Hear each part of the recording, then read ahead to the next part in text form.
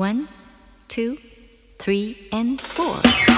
Count what you have now, don't count what you don't have. Hey, so Minecraft just released the 1.17 snapshot for the Caves and Cliffs update. So we're gonna go through all the added features and what's new and everything. Mind the torches, they're just for lighting purposes, but this is called the Amethyst Geode. It's very flashy, very sparkly. Now, there's 3 layers to the Amethyst Geode. First, you've got the tuff, and then you've got the calcite, and then you have the actual amethyst block, I guess. And one cool little touch about it is when you walk on it, it makes this little dingly, sparkly sound. If you can notice closely, this one's retextured.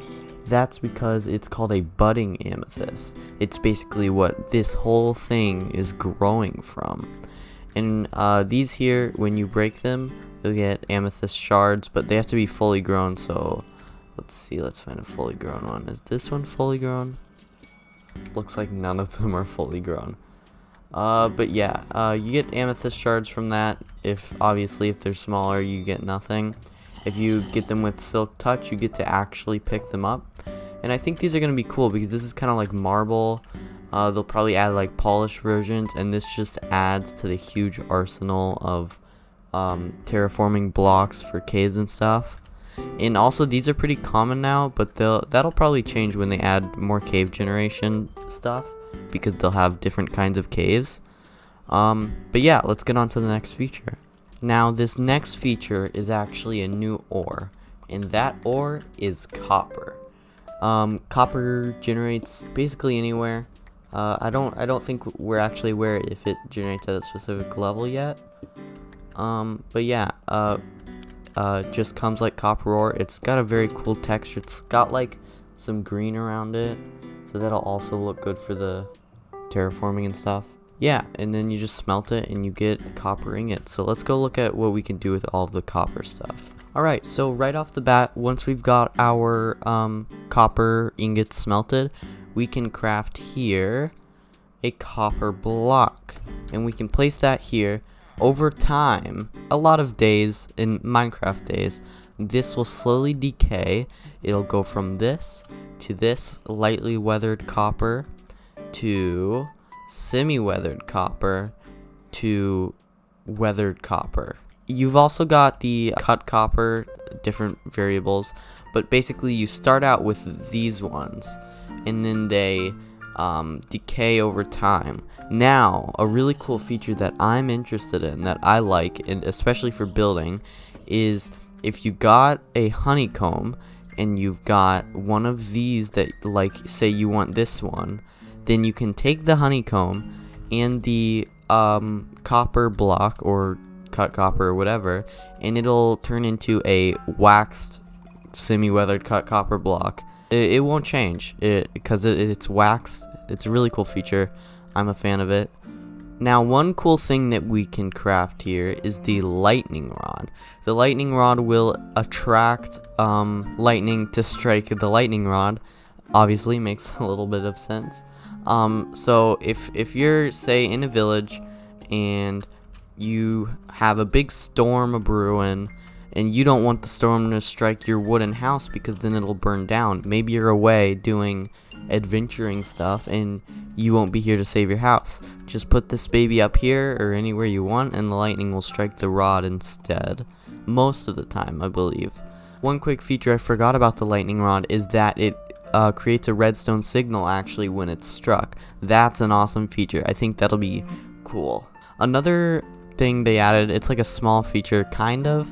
Actually, you can put lava in cauldrons now, which is really cool. So you can just burn yourself in this little bucket.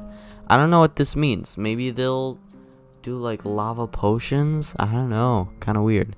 Now with amethyst shards, that you get from breaking these, and a piece of glass, you get tinted glass. Now tinted glass, if we build a small room really quick, tinted glass doesn't let any light get into here.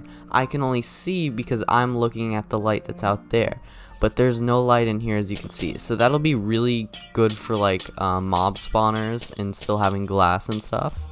So that's pretty cool. Another thing that ties into the adventure part is you take 2 copper ingots and an amethyst shard, and you get the spyglass. Now if you right click, you can zoom in, and there's a nice little circular overlay. I believe this is a better zoom than Optifine. And also another thing I'm not sure about, if like they finally added zooming into vanilla Minecraft, are they gonna consider zooming in Optifine a hack or something?